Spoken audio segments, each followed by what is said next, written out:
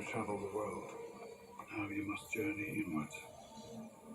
What you really fear is inside you. There's no turning back. The parent's death was not your fault. Claiming is nothing. The will is everything. If you make yourself more than just a man, if you devote yourself to an ideal, you become something else entirely. Are you ready to begin?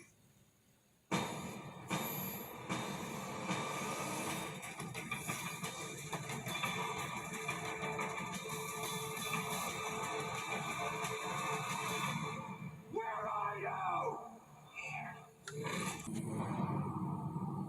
I knew the mob wouldn't go down without a fight. But this is different. They crossed the line. You crossed the line first, sir. You hammered them. And in their desperation, they turned to a man they didn't fully understand. Some men aren't looking for anything logical. They can't be bought, bullied, reasoned, or negotiated with. Some men just want to watch the world burn. Starting tonight, people will die. I'm a man of my word.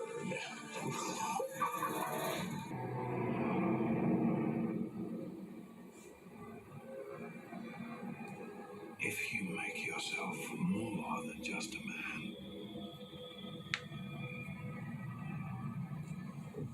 if you devote yourself to an ideal, then you become something else entirely. A legend, Mr. Wayne. A legend. We will end this together. And then you're gone. Nolan is evil. Rising. The Batman has to come back. What if he doesn't exist anymore? He must.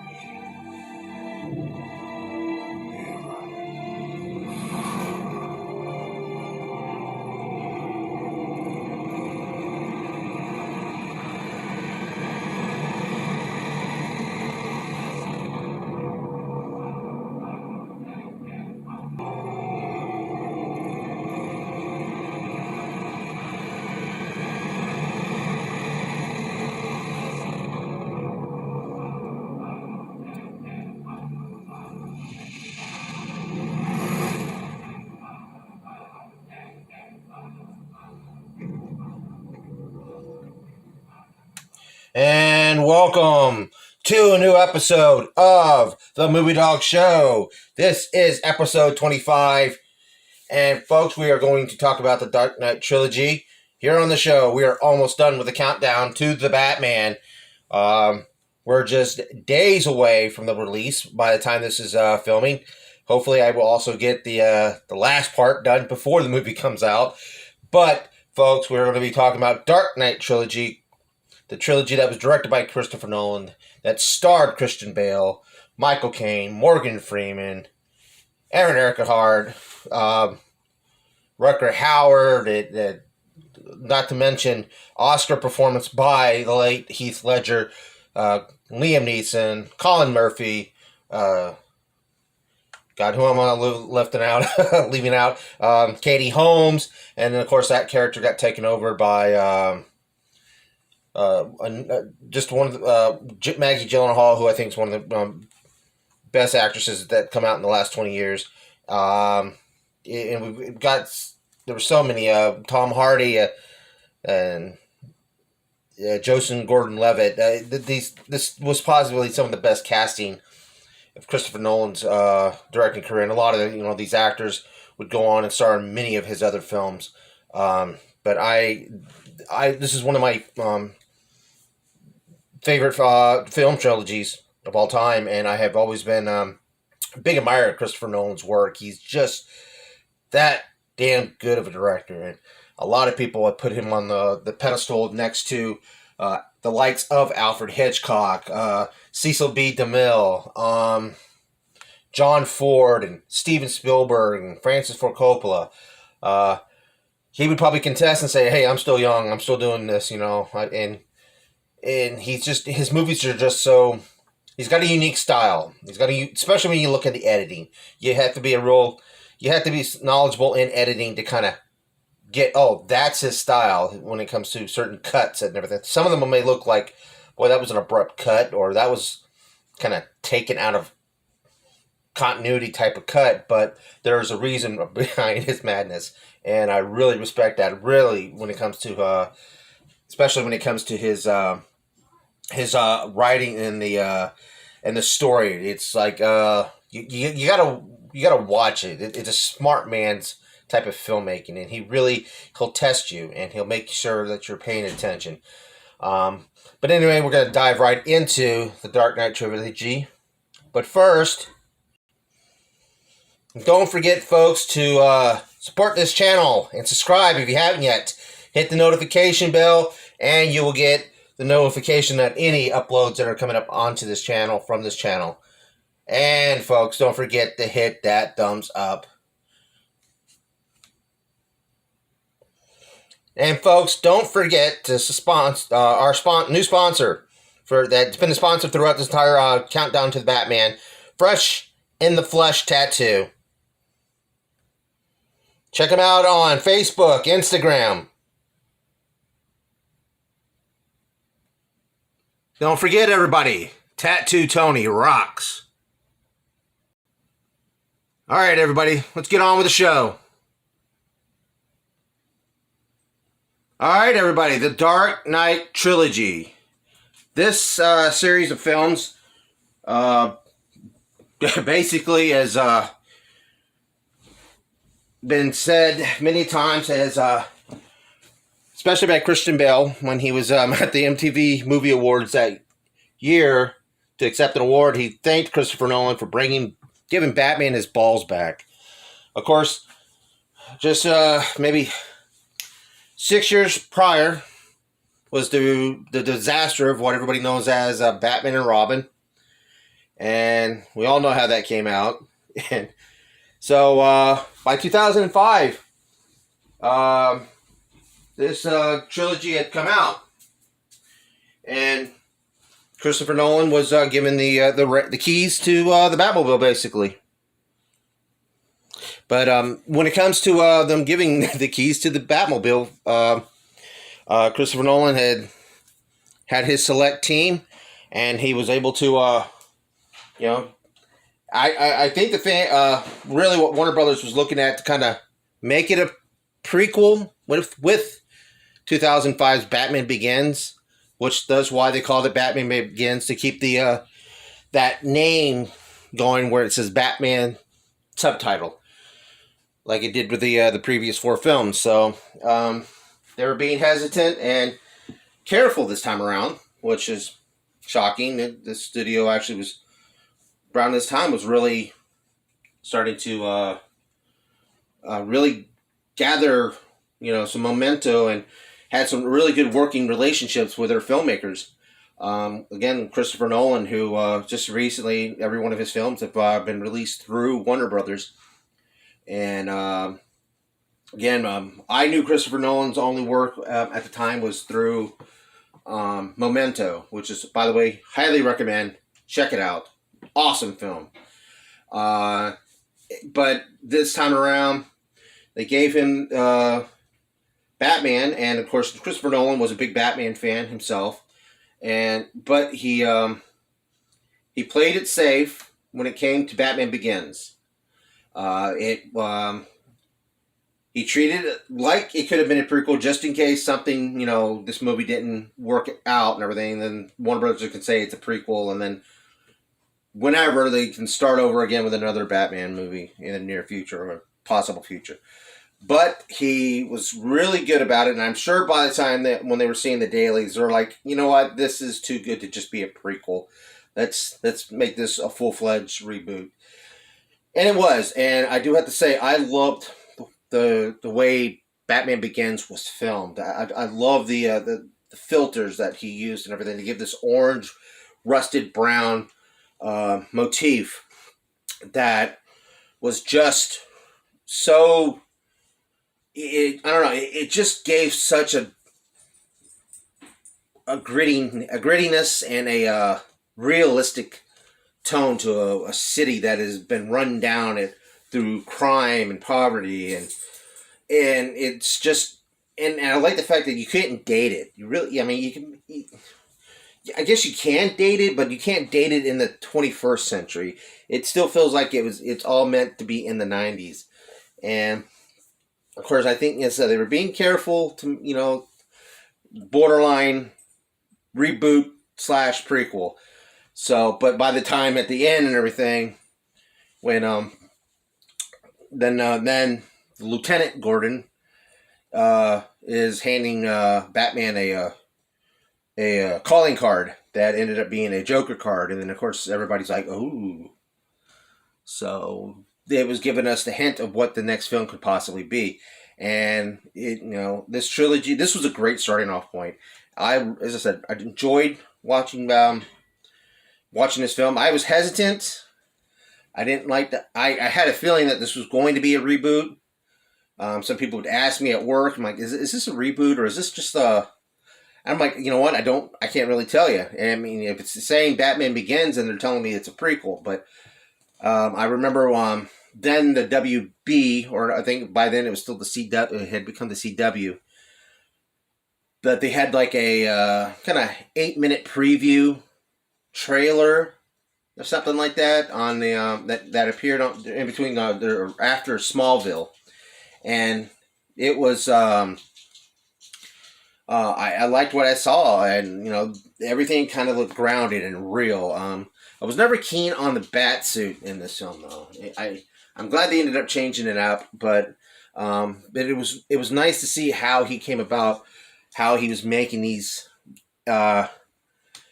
his outfits and his also his arsenal. You got to see where Bruce Wayne got everything, and you got the origin story again, but you also didn't get to see where Bruce Wayne was in between, the time that he was a young man in college, and then the time that he would come back, as a grown man, more mature and seasoned. You got to see all that stuff, what he was doing in between, and you got to see him. Actually, you get to see the League of Assassins, which is called the League of Shadows, in this film. But you got to see Ra's al Ghul for the first time. And this time, he was you didn't know. It was a clever way when it came to the presentation of Ra's al Ghul. You're seeing Mike Huckabee, who was a great actor. He was also in the Godzilla, first two Godzilla monster movies, and he had been in a lot of other Nolan films as well. But he gives a really eerie performance, and then of course you find out that the Liam Neeson character is actually the Ra's al Ghul. He was using a disguise in the form of another man to be him. But I have to say that again, my favorite moment, of course, is when we're introduced to a new Batmobile, which has been called the Bat Tumbler. And at first I was hesitant about seeing this tank, but then I remembered to go back to Dark Knight Returns and those comics, and then how the Batmobile was basically a tank in that film. And then I started getting really used to it, and I had an opportunity when I started working at Wally World. They had this big RC car of the Batmobile. This sucker was huge, and I always to this day hesitate not getting it. But again, it's one of those lost opportunities, folks. Best way to call it. But again, Batman Begins was just so beautifully shot, and I enjoyed it. I enjoyed the fact that because I wasn't always keen on reboots and remakes or anything like that, but for this time around, it was necessary, especially after what happened with Batman and Robin.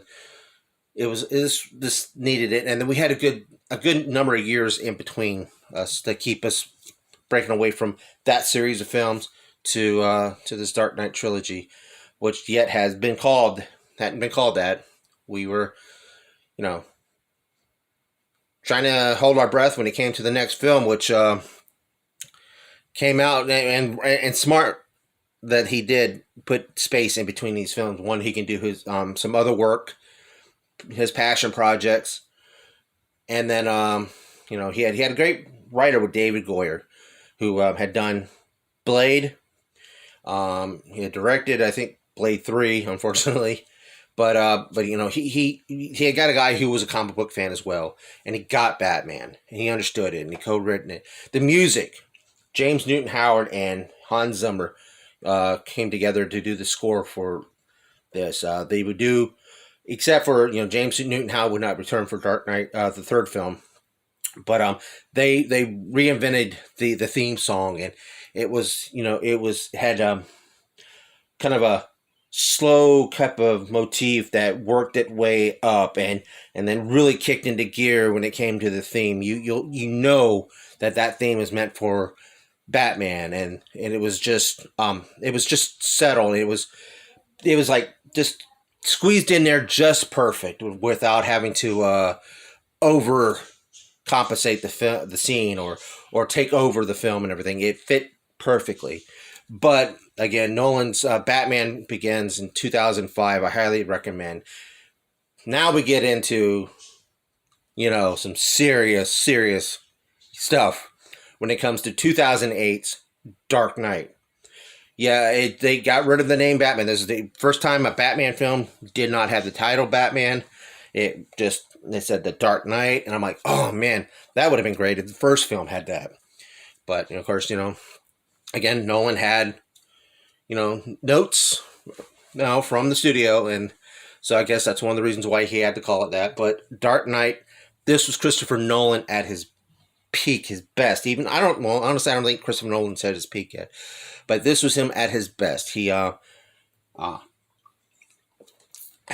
his brother co-write the story, who he had bought, which I can relate. He bought his brother a copy of Dark Knight Returns when he was a teenager, and his brother was more American than he was. Matter of fact, I think his brother is American. But Christopher Nolan's from Europe. But I have to I relate to that because I myself, when I got an extra copy of Dark Knight Returns, I gave it to my brother, and he had never read it. He always heard about it, and he always saw stuff from it, but he finally read it. This was 10 years ago or so. He was like, "Dude, man, why didn't they ever make that movie?" And he wasn't joking to me. I mean, they eventually kind of did when it came to Batman v Superman. But again, this Dark Knight was just from the moment it opened to the very last shot in the film, even the credits, man. Dark Knight was just an ass-kicking film. I mean, the only continuity error anybody complained about is Maggie Gyllenhaal had since replaced Katie Holmes, who actually that was some in the previous film. Some of Katie Holmes' best acting was in Batman Begins, very well done. Again, there was so many great acting when it comes to this trilogy. There's a lot of these guys brought their A game, and Colin Murphy, who played the Scarecrow in the previous film. You think the Scarecrow was going to be the main character, but he was more or less of a puppet. But this time around, you got the Joker. And I can remember we all thinking, who could play the Joker? Because, Nicholson, at our time, my generation, Nicholson was the top of that, he was that bar. But, and then we had our own fan casting, and the YouTube wasn't, I don't think YouTube was even a thing even then.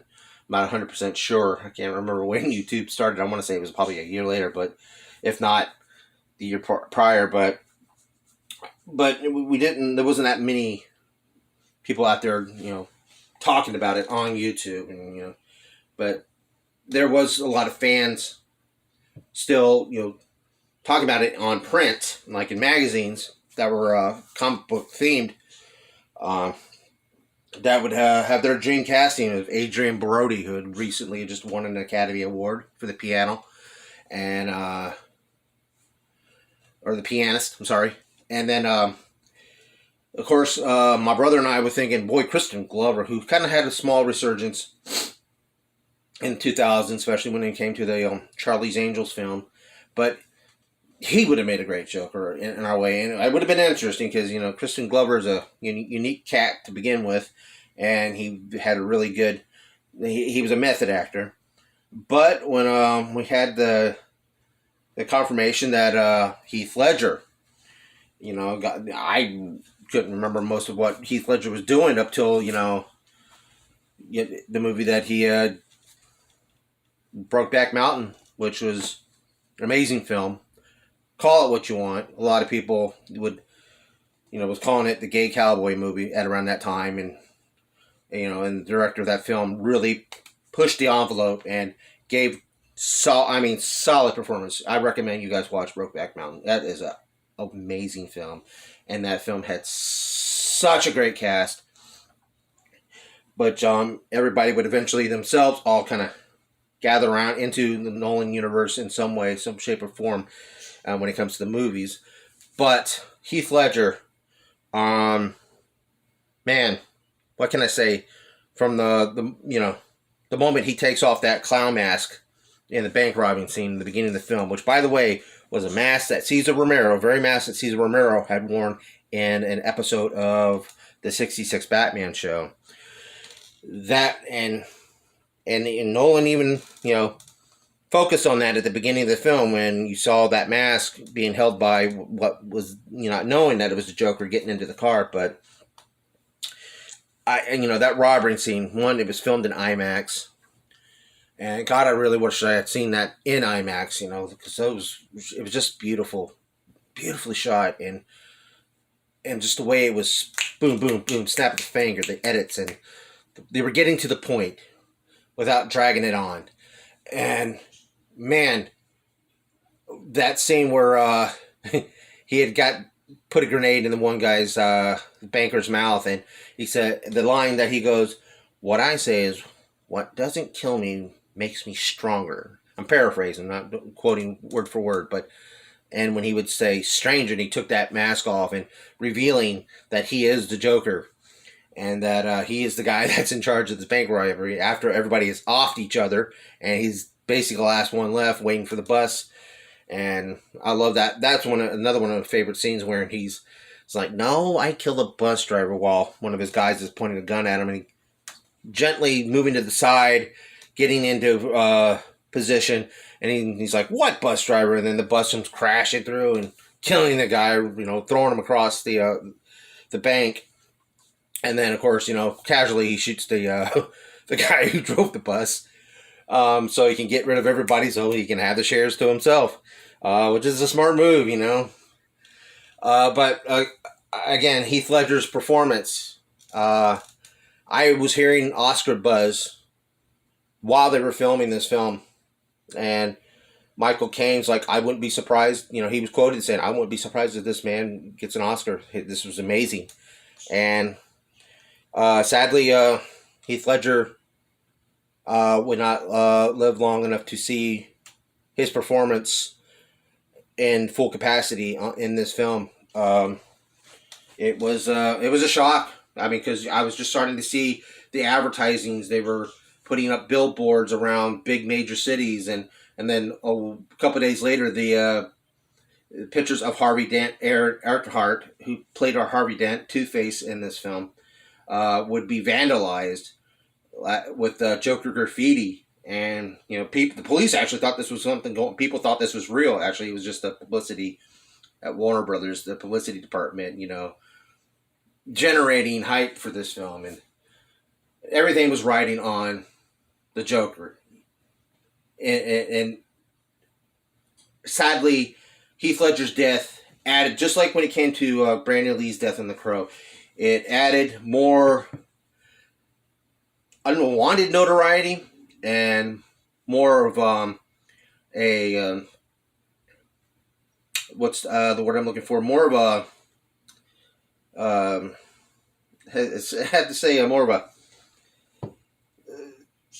I had to say, that's the word I'm looking for. I'm sorry, folks, I'm having a brain fart, but more of a morbid curiosity when it comes to seeing Heath Ledger's performance.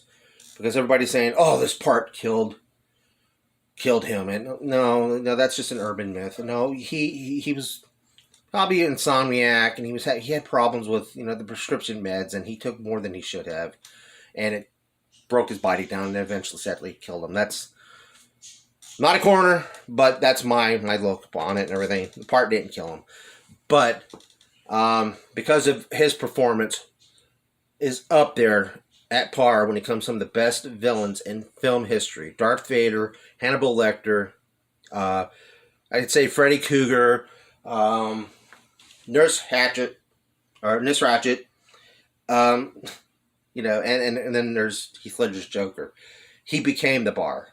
He surpassed Jack Nicholson, and even Jack Nicholson had been quoted as saying he did the job, and it was amazing. This film for me was absolutely it. Before, Batman Forever was one of my favorite Batman films. Watching this film, walking out of there, especially when Aaron Eckhart, who you basically got a third film in this film. You got two films in one. And, you get the Joker. Once they're done with the Joker, then Batman has to deal with Two-Face. And though it wasn't a lot of Two-Face in there, he became the focal point in the whole third act. And it was, I love the makeup for him. Made it more realistic, less campy as the previous time when Tommy Lee Jones is Two-Face. But a guy who was broken down, defeated, and then snaps.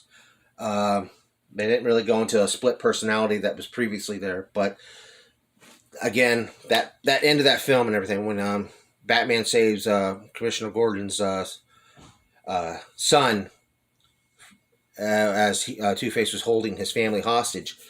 That line, that speech that Commissioner Gordon was giving his son, that he's not the hero that Gotham deserves or needs, but he's the one that they deserve, and that he's the Dark Knight. I'm paraphrasing. I'm not memorizing the scene, but everything they were saying, they did that little montage of Gordon having destroyed the bat signal, and then Batman running away from the cops, and that he told them that I killed all those people, not Harvey Dent, and that, call it in, because if Harvey is found out to have killed people, that everything that they worked hard for to get the criminal organization defeated and put behind bars would all fall apart, and the Joker would end up being right. So, again, everything with Heath Ledger's performance, the end of that film, and the way Batman's riding off on the Batpod. This time the Batmobile was destroyed, but ended up having a counterpart of itself, which basically was an escape pod called the Batpod, which was the bicycle, and unbelievable. Just this film is so. The scene, one of my favorite scenes, of course, was in one of the second trailer, is with Batman chasing the Joker, and the Joker's driving a semi, and then in the Batpod, he gets he uses a cable and gets the truck, the semi, tangled up, and flips the truck. When I saw that, because in the teaser trailer, we just got the logo, and that was it, and dialogue. Got no images. But when I saw that truck flip in the trailer, I'm looking at my brother, because we watched it at his place the day that it came out on YouTube, and we looked at each other and we're like, yep, we're sold. I feel like emptying my wallet right there and just throwing it at the TV because it was just they had it right. This I knew this was going to be that big spectacle and action film. I mean, again, I think that this film Dark Knight should have been nominated for an Academy Award. Back then, they were still kind of shung on comic book movies, but Ledger got his Oscar promiscuously. His family, his mother, father, and sister accepted the award. Sadly, his daughter wasn't there, but they accepted it in her honor as well. It was bittersweet. It was very sad that Heath Ledger was a rising actor. He was kind of like James Dean, minus the intensity, But Heath Ledger was just a really solid actor, and it's sad that now over a decade that he's been gone, and people still feel that loss. And every time I watch that The Dark Knight, it's a reminder of, man, damn, what could have been, and who knows, he could have made it back in the third film. But Dark Knight Rises, it was divisive. There was a lot of mixed reviews on this when it came to critics and fans. Personally, I had no problems with this film, except maybe a little too long, but some parts drug on. But I was fine with Tom Hardy's performance. The guy can have a paper bag over his head and give a killer performance. Even in the shoddiest of screenplays, the man can take some material and just run with it, and he's such a great method actor. I think I look at him as this generation's Marlon Brando right now. He's that damn good. He really can make a scene work. Even Venom. I mean, I didn't think that was him at his best, but movies like The Warrior, check it out with him, and he's playing a cage fighter, and his brother is a cage fighter. Yeah, you got to see that movie. God, that was some of the best work, and even Nick Nolte's best work to date at that point. But again, people complain because Hardy had his face covered, which if he was going to play Bane, he's going to have his face covered. But they kept it to where you could still see Tom Hardy's eyes, and of course he's kind of muffled, but yet he talks so elegant. I mean, people were ripping on the film a little too harsh, if you ask me, and especially in hindsight. I think the film, the films, the way they were shot, they had these different filters, these looks and feel and lightness to distinct themselves. Of course, Batman Begins was this brown type of orange rust. Dark Knight was kind of a bluish, purplish hue. Dark Knight was more of a Rises was more of a kind of a washed out white, because it was taking place in the wintertime, but it was a kind of a black white type of feel, and the film, of course, picks up about 10 years after Dark Knight. Batman had retired. Crime had been pretty much cleaned up in Gotham, and that everybody had been locked away. And, Commissioner Gordon had been hesitant on reading the speech that he had wrote, telling the truth, that it was Batman who saved his son, and that Harvey Dent was not the White Knight that they had all put their hopes on.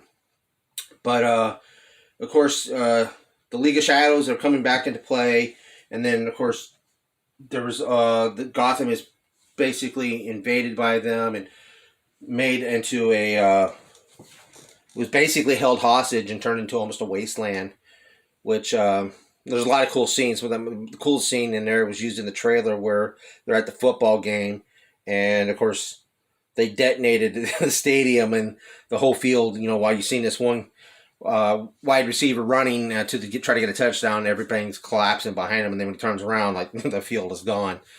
And again, Hardy's presence, is just unbelievable.